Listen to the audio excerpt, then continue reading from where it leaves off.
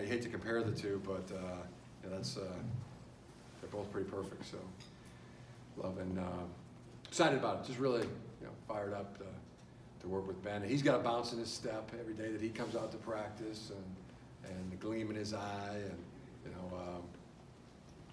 chomping at the bit to be out on the field more. And here you go. We got all kind of ways for us to get Ben Mason on the field now. Nick? Any other guys you've tinkered with position-wise this spring, or you're switching or moving? Van Sumeren. Van Sumeren's going to be playing linebacker and tailback, and probably too early to say which is going to be the best position, or if he can do both. But excited about that. He's really looked good at tailback. I mean, there's some good analogies you can make of a big, strong guy that once he gets going, because he can run, he can get up to acceleration pretty fast and get up to full speed pretty fast. And, played offenses in high school. He was a two-way player there, so excited about him. What about Mike Barrett? Mike Barrett's is back on defense. He's playing that Sam Viper position. That Hassan Haskins was doing a little bit of running back last year, a little bit of that Sam Viper, and showed a lot of promise as a Sam Viper as well. Could really run, but more need at running back right now, and excited about him at that position. So running back position, I'm excited about our running back position. It's shaping up very nicely. And once you get Zach out there, and we have some other really good preferred walk-ons that are coming in at that position. So we're going to be in good shape at running back. Angeline? You got obviously 4 starters back on the offensive line. You mentioned that. Mm-hmm. Will there be Ben and Caesar obviously left and center? The other spots, are they? Can you tinker with those? I mean, could John run and play on the right side, or how are you looking at the right tackle and even the competition going forward at right guard? Right now, looking at Jalen Mayfield and Andrew Stuber at right tackle. There'll be more competition coming in when players show up in July. So we have some freshman tackles that'll be coming in. Not a lot of tackles left currently in the building right now. That's why it's so important that the young players are coming in, and we did well recruiting offensive linemen in this past recruiting cycle 6. So, I think the way it's shaping up right now, Stuber and Mayfield will be battling for that right tackle position, and see how it progresses. Isaiah? What are the challenges in having to replace Devin Bush and his speed in the linebacker position, and who are you trying out to take over at the middle linebacker position? The first thing that jumped into my mind when you started asking that question, the first, Josh Ross. That's what popped into my mind. And then also Devin Gill and Jordan Anthony. Guys will be battling in there. Adam Fakih is already popping right now, and another name is Adam Shibley. And there's other guys that I'm not mentioning right now, but excited about that group. Thought Gil really came on, did some good things last year. Jordan Anthony is also made a lot of progress last season, and there'll be heated waters of competition in there. Cam McGrone. Cam McGrone's a ball player too. So there's dudes in there, as Don Brown would say. So and Cam was just a freshman last year. Came a long way. He was always on the verge.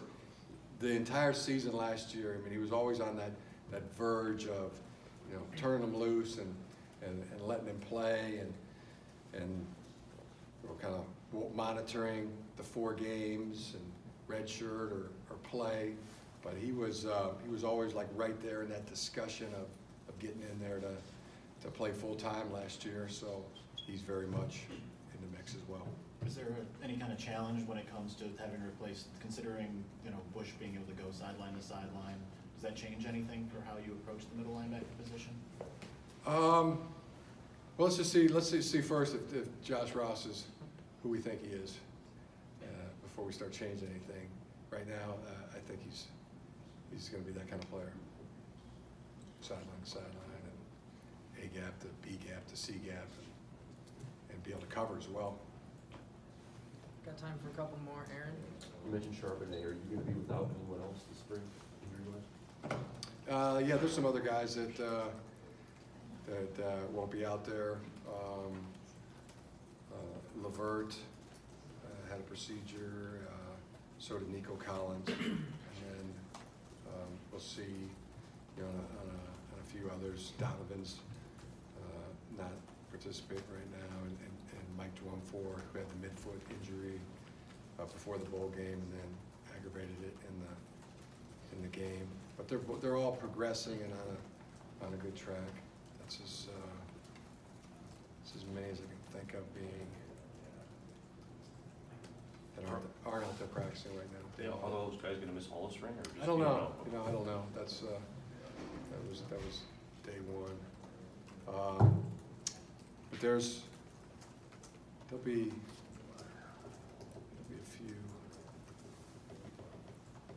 a few others. We guys got gosh, I just the name flew out of my mind. We got a mono.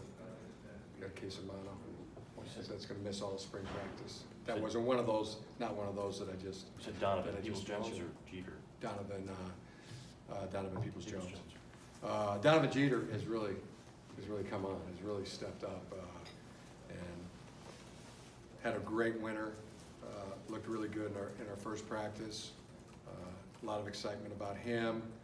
Carlo Kemp has really turned himself into a strong player.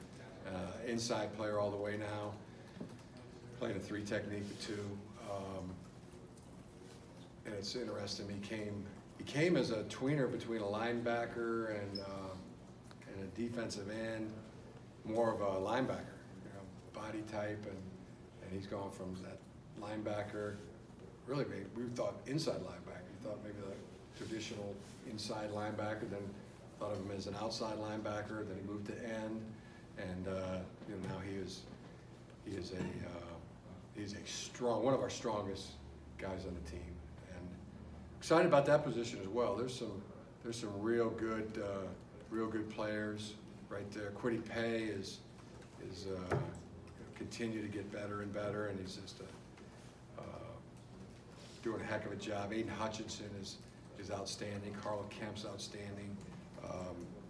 Ben Mason's going to add in there. Donovan Jeter really doing a good job. So there's Sean Nua. You talked about new coaches. He's doing a great job. I mean, energy from all 4 of our new coaches would be the thing that jumps out to me right away. And I like the way Sean has the defensive line running.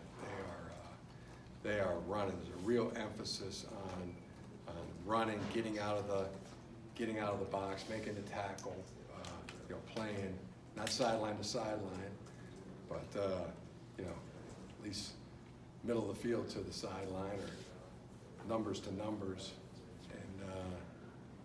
and they're looking good and athletic. David Jobo is going to be another guy to really keep an eye on. He's already put on 20 pounds and looks good. Wells Koff is from playing no football in high school or Little League football, has asserted, you know, he's got the traits, he's got the talent, and he takes coaching and he gives it all he has, and he's coming along nicely as well. Mozzie Smith, Gabe Newberg will be new young guys that are here right now doing a good job as well. So that position group is really going to be good. There's early tell is that they're going to surprise a lot of people, and I kind of like them. They're all like right under that radar and working to make a name for themselves.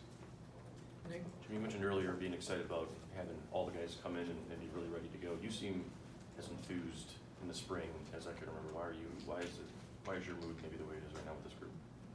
Probably because I haven't seen you guys in a long time. What is it about the team, though? Sure, we'll get back to where we were. I'm sure you will make that happen. We'll work on it. But I mean, as the, I know you will. as I know the you will. team, about the team, though. I mean, you do seem excited about a lot of guys and a lot of spots. What is it about this group and coaches and everything? Yeah, you wonder.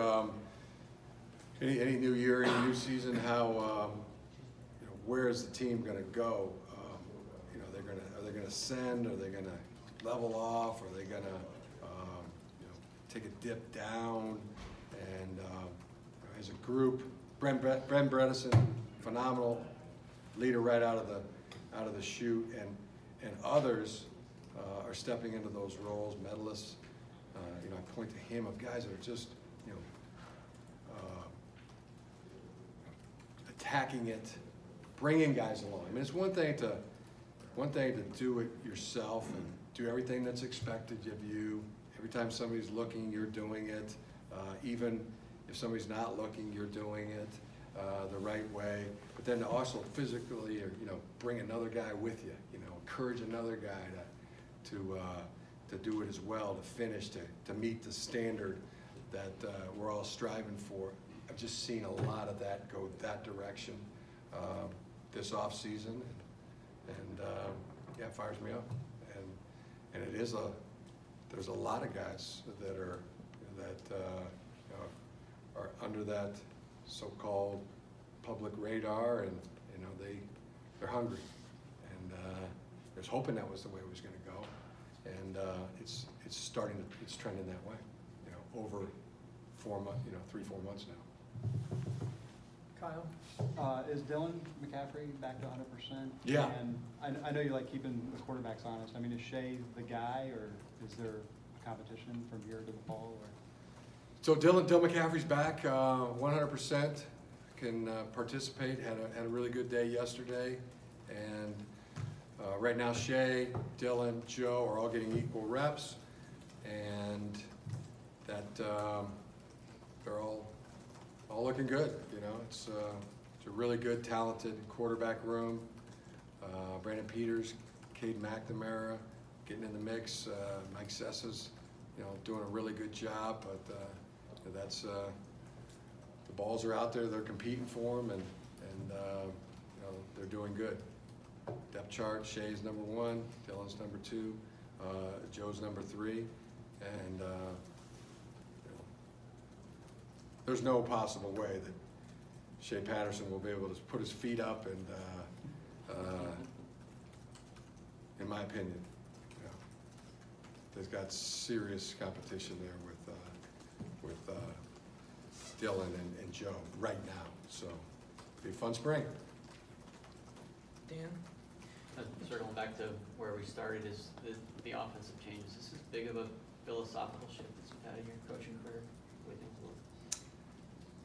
I don't know if it's that big of a philosophical switch. And to Josh's credit, he has done a phenomenal job of coming in and looking at our personnel, looking at what we do well, what we did well in both the run game, the pass game, the protections, and making it cohesive with his system. And words are different, but some of the same amount of the way we do things. It's blended really good, and coaches have done a great job of all of them of making that happen. So I don't know how huge of it is. The tempo's big. The tempo's a huge change from huddling to not huddling. That's big. So and other things, but it's good. I like it. It's got more of a attacking feel, to the offense in terms of tempo and in terms of, you know, going downfield in the passing game, and you know, some other things. But you know, different personnel groups, you know, has that same feel that we've always done. You know, multiple personnel groups, and you know, you're attacking in that way. You're attacking in terms of multiple formations. Possibility when you put in an RPO that it could be a run or it could be a pass. It's dictated on call the same play 40 times, and 34 times it could be a pass. 34 of those times it could be a run, or somewhere in between. So you know, has that kind of feels. I like that. I like that there's an attacking feel to that. You know, that the defense has to be aware of. And then the tempo, that feels like it feels good too. That feels like we're attacking with that part of the tempo. The team can't just get the bead on what your tempo is all the time. So that's where we are. Last question, Angelique. And a couple. You can ask last A one. couple. You said on your podcast, you know, you're giving Gaddis the keys. What does that mean exactly for you? I mean, where do you fit in developing this offense and play calling and all of that going forward? Yeah, that he's gonna coordinate the offense and call the plays, and that's what that means. Okay, so since that was a short answer, how shocked were you by Greg's departure? No, I'm not. I wouldn't say shocked. I was surprised. Yeah, but coaching wise, he wanted to be a coordinator again. Yeah. You know, and darn near doubled his salary. I mean, I don't hold that against him. You know, but we're not gonna be sending each other Christmas cards based on where he went. Yeah. But that's how I feel and understand it. But that, going to Ohio State, and I don't want to put words in your mouth for shock, but that part of it, does that surprise you at all that he would go from Michigan to Ohio State? Obviously, I know he went to Notre Dame, but. You know, you don't put words in my mouth. I just stand on the answer I just gave you. Okay. All right. Still a good man. Still have a ton of respect for him, and then we'll be friends again someday when we're both not, you know, when we're done coaching. That's it. Good?